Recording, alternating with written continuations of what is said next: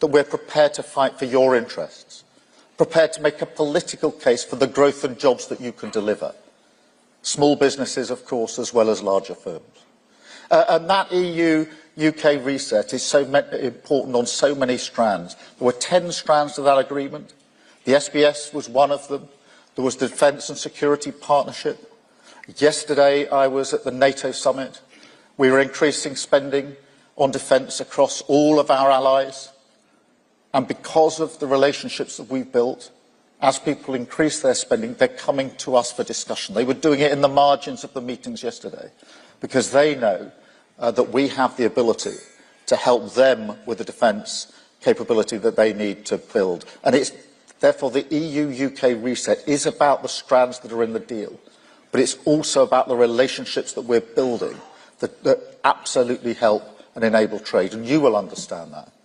But that mindset is true of all the other deals. The US deal, hugely important for car manufacturing, particularly for companies like Jaguar Land Rover. And before we made the deal and after we made the deal, I went to Solihull, to JLR, a number of times to speak to the workers there and to look into their eyes. And I know how much it meant to them. Before the deal, they knew that trading at 27.5% tariffs into the North American market was really difficult. And they absolutely appreciated what that meant for them, for their jobs, for their families and their communities. And that's why when we got the deal done, when we got it over the line eventually last week, that signature, the CEO of JLR, Adrian Mardell, called me and made it crystal clear that thousands of jobs across the West Midlands had been saved. And then think of the supply chains that go with that, in logistics, in engineering, in freight. Think of the demand in the local economy, the cafes, the retailers, the pubs.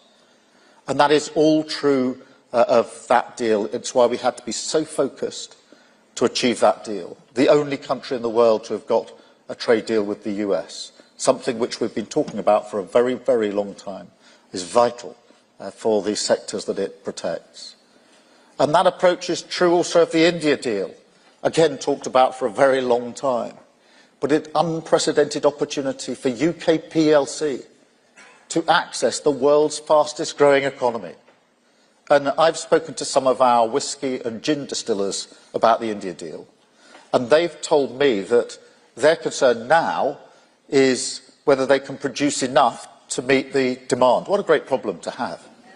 What a great problem.